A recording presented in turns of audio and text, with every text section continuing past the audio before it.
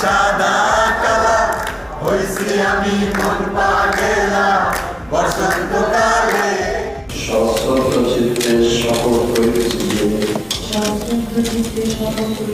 যে আমি সংবিধানের রক্ষণ সমর্থন ও নিরাপত্তার জন্য আন্ত হইতে। কখনো সুবিধাবাদী নর্তকীদের পাশে দাঁড়িয়ে গান গাওয়া, আবার কখনো তাসবিহ হাতে মাথায় কালো কাপড় বেঁধে অতি ধার্মিক সাজা। নিজের সুবিধার জন্য এক এক সময় এক এক রূপ ধারণ করতেন শেখ হাসিনা। আর তার দেয়া এসব সুযোগ কাজে লাগিয়েছেন ধর্ম ব্যবসায়ী থেকে শুরু করে চলচ্চিত্র জগতের কথিত তারকারা। প্রত্যেকটা মেয়ের মধ্যেই একটা করে হাসিনা রয়েছে। উনি এত অমায়িক একটা মানুষ যে উনি সবার ব্যাপারে কথা বললেন, সবার ব্যাপারে বিস্তারিত গল্প করলেন, কিন্তু যখনই ওনার ব্যাপারে আমি ওনাকে কিছু জিজ্ঞেস করি উনি এত শাই। পর্দার হাসিনা নুসরাত ফারিয়া। মুজিবের বায়োপিকে হাসিনা চরিত্রে অভিনয় করার আগে থেকেই বিশাল তেল নিয়ে হাজির হয়েছিলেন মিডিয়ায়। বলা হয়ে থাকে লজ্জা নারীর ভূষণ। তবে শেখ হাসিনা কৃতকর্মে নারীর ঊর্ধ্বে নিজেকে নিয়ে গেছেন ডাইনির কাতারে। তাই নুসরাত হাসিনাকে লজ্জাবতী বললেও হাসিনার বিগত দিনের সব কর্মকাণ্ড দেখে সেসবকে কোনোভাবেই লজ্জার সংজ্ঞার মধ্যে ফেলতে পারবেন না আপনি। আর খালেদা জিয়া, তারেক জিয়ার চালাবেলারা অ্যাম্বুলেন্সের মধ্যে অন্তঃসত্ত্বা মহিলাকে তারা আক্রমণ করে, তাহলে কি ইসরায়েলের জারজ সন্তান কিনা সেটাই আমার জিজ্ঞাসা। নুসরাতের আইডল শেখ হাসিনার বক্তব্য অনুযায়ী বিএনপি কারো অবৈধ সন্তান না হলেও নুসরাত ঠিকই অবৈধ কর্মকাণ্ডে লিপ্ত হতেন প্রায় রাতে। হাসিনার কাছে ঘেঁষার ফলে নুসরাতের কাছে ঘেঁষার পথ তৈরি হয় চরিত্রহীন আওয়ামী লীগের নেতাদের। সেই সুযোগে মন খারাপ হলেই সাবেক আইসিটি প্রতিমন্ত্রী জুনায়েদ আহমেদ পলকে ডাক পড়ত ফারিয়ার। প্রায় সময়ই উলঙ্গ পোশাকে সামনে আসা ফারিয়া চেয়েছিলেন আওয়ামী লীগের মনোনয়নও। তবে গুঞ্জন রয়েছে খাট থেকে হারানোর ভয়ে সংসদে নুসরাতকে বসাতে চাননি পলক। তাই তাকে মনোনয়ন না দেওয়ার জন্য আওয়ামী লীগের নীতি নির্ধারণের কাছে তদবির করেন তিনি। করতে পেরেছি, আমি আমার 200% দিয়ে চেষ্টা করেছি সেটা ফুটিয়ে তোলার জন্য। তবে হ্যাঁ, আমি নিজেকে অনেক ভাগ্যবান মনে করি যে শত বছরে হাজার হাজার বছরে এরকম সুযোগ একজনের ভাগ্যে জোটে। শত বছরের ভাগ্য এখনো বয়ে বেড়াচ্ছেন নুসরাত ফারিয়া। গণহত্যা চালানোর পর গত 5 আগস্ট পালিয়ে যান শেখ হাসিনা। পালিয়ে যেয়ে নিজেকে প্রাথমিকভাবে অপরাধী প্রমাণ করে গেলেও স্বৈরাচার হাসিনার চরিত্রে অভিনয় করাকে এখনো গৌরব হিসেবে দেখেন পলকে রাতের পাখি খ্যাত Nusrat Faria. Well, any of my job, I would say there is nothing to regret. Because যখন আমরা কাজটা করি অ্যাজ অ্যান আর্টিস্ট, আমরা 16 ঘন্টা 5:30 থেকে ঘুম থেকে উঠে রাত পর্যন্ত জেগেই কাজটা করি। আজকে কোথাও আমি যে আমার শো রিল প্রেজেন্ট করি globally, let's say I want a job, কোথাও যে আমি দেখাতে চাই, সো আই নো তারা বলবে না ও আচ্ছা she is from just for Bangladeshi audience, so that I can also work globally. শরীর দেখানো আর দেখাতে নুসরাত আর পলকের মতো আরও বহু জুটি রয়েছে আওয়ামী লীগে। শেখ পরিবারের শেখ সেলিম এবং নায়িকা নিপুণ আক্তার তাদের মধ্যে অন্যতম। এই নেতার প্রভাব খাটিয়ে চলচ্চিত্র জগতে নানা সুযোগ সুবিধা বাগিয়ে নিয়েছেন নিপুণ। ক্যারিয়ারে মনে রাখার মতো ভালো কোনো কাজ উপহার দিতে না পারলেও সেলিমের ক্ষমতা খাটিয়ে পুরো চলচ্চিত্র ইন্ডাস্ট্রিকে দখলে রেখেছিলেন এই অভিনেত্রী। তাদের সম্পর্কের কথাও ওপেন সিক্রেট ছিল মিডিয়া পাড়ায়। সম্পর্কের তীব্রতা এতটাই ছিল যে সামান্য পার্লার উদ্বোধন করতেও শেখ সেলিমের মতো প্রভাবশালী নেতাকে দেখা যেত নিপুণের সঙ্গে। নিপুণ যেটা করে গেছে, আবার এটাতে এতে লজ্জার আর কিছু হইতে পারে না। উনি শেখ সেলিম বলতে পারে না, উনি শেখ সেলিম বলে। শেখ সেলিম, সেক্সটাই এখন সবচেয়ে কার্যকর ক্ষমতা। সম্প্রতি নিপুণ আক্তারকে নিয়ে এভাবেই ক্ষোভ ছাড়েন আরেক অভিনেত্রী ইলোরা গওহর। এই অভিনেত্রীকেও ফোন দিয়ে উত্তক্ত করতেন সাবেক মুক্তিযোদ্ধা বিষয়ক মন্ত্রী আকম মোজাম্মেল হক। তা মোজাম্মেল যখন আমাকে ফোন করছে, আমি যখন দেখছি ভিডিও কল, আমি খুব হারামি, কিন্তু আমি করছি কি ক্যামেরাটা ঘুরাইয়া ওই মুজিবের ছবি আব্বার ছবির মধ্যে দিয়ে রাখছিলাম। উনি বলে কি তোমার দিকে নাও, তোমার দিকে নাও, এটা কি দেখাও কি দেখাও। আমি আপনি না মুক্তিযোদ্ধা তাহলে আপনি আমার ছবিটা দেখেন, আপনি আমার বাবার ছবি দেখেন, আমাকে দেখে কি করবেন। তখন উনি বলছে আমি তো লন্ডন থেকে ফোন করেছি, আমার লন্ডনের ফোন। হাস্যকর বক্তব্য দিয়ে সারা দেশের মানুষের বিনোদনের খোরাক জোগানো ওবায়দুল কাদের নিজের বিনোদন জুগিয়েছেন অভিনেত্রী জাহারা মিতুকে দিয়ে।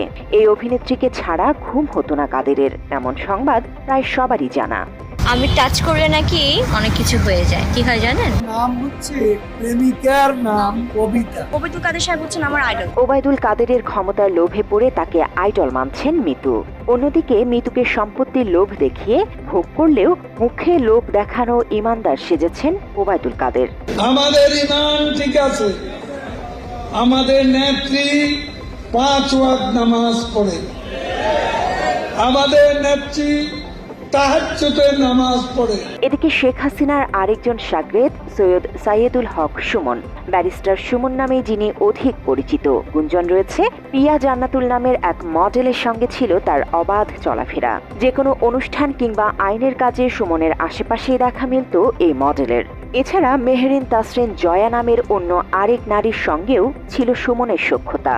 জি, সুমন ভাইয়ের সাথে আছি, সুমন ভাই বাইসে সুমনের সাথে আছি এবং he is a wonderful person এবং আমি আমার লাইফে এত নন গ্রিডি মানুষ আমি দেখিনি। বাংলা চলচ্চিত্রের আরেক কথিত তারকা তমা মির্জা, ঢালিউডের এক পরিচালকের সঙ্গে তার প্রেমের গুঞ্জন রয়েছে।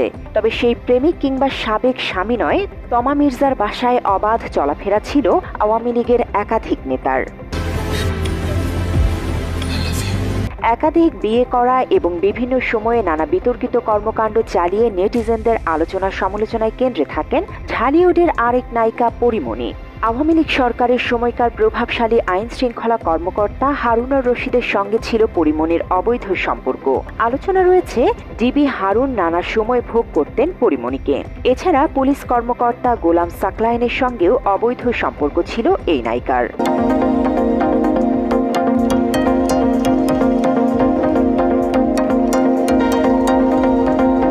আওয়ামী লীগ ঘেঁষা আরও 3 জন প্রভাবশালী আইন শৃঙ্খলা বাহিনীর সাবেক কর্মকর্তা major general Zia, rear admiral Sohail এবং আইজিপি বেনজির, এই 3 কর্মকর্তাও আওয়ামী লীগের প্রভাব খাটিয়ে ভোগ করতেন নায়িকাদের।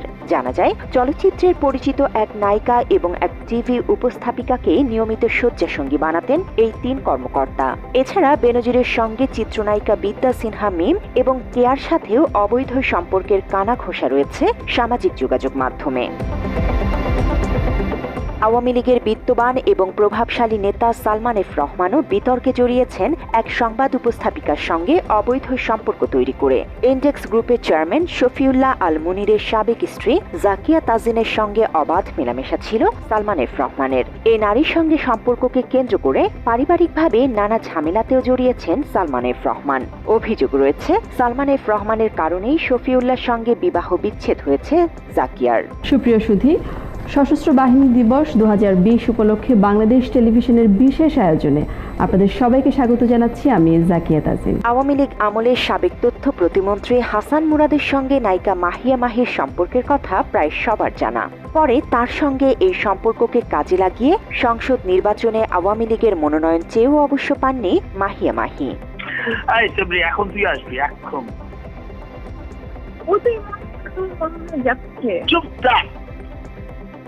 এখন আসবি আমি মিটিংয়ে পারলে তুই তুই তুই তুই বাল ফালাইতে গেছিস। নারীবাজ হিসেবে কুখ্যাতি রয়েছে ঝিনাইদহ 4 আসনের আওয়ামী লীগের সাবেক সংসদ সদস্য আনোয়ারুল আজিম আনারের। জানা যায় ভারতের কলকাতায় নারী ঘটিত কারণেই হত্যার শিকার হয়েছিলেন সাবেক এই এমপি। মাত্র 30% টাকায় জমির মালিক হয়ে নতুন বাংলাদেশের গড়ে তোলার স্বপ্ন দেখা বাংলা বসতি। আওয়ামী লীগের প্রভাবশালী এসব নেতাদের বাইরে তৃণমূলের অনেক নেতা কর্মীও বহু নারীকে নিয়ে মেতে উঠতেন রাতের অবৈধ আড্ডায়। সেরকমই একটি ভিডিও ভাইরাল হয় পিরোজপুরের এক স্থানীয় আওয়ামী লীগ নেতার।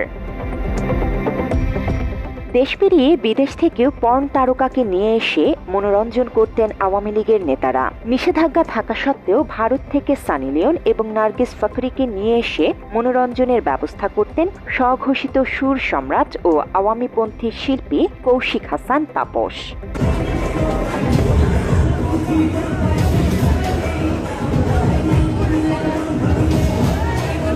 নিপুণ আক্তার, মাহিয়া মাহি, নুসরাত ফারিয়া, শাহনুর, শিমলা, তারিন জাহান, তানজিম সুইটি, সোহানা সাবা, উর্মিলা শ্রাবন্তীকর, মেহের আফরোজ শাওন, অরুণা বিশ্বাস, সুবর্ণা মোস্তফা, অপু বিশ্বাস সহ বাংলা চলচ্চিত্রের একাধিক পরিচিত মুখ আওয়ামী লীগের মনোনয়ন প্রত্যাশী ছিলেন বিগত বছরগুলোতে।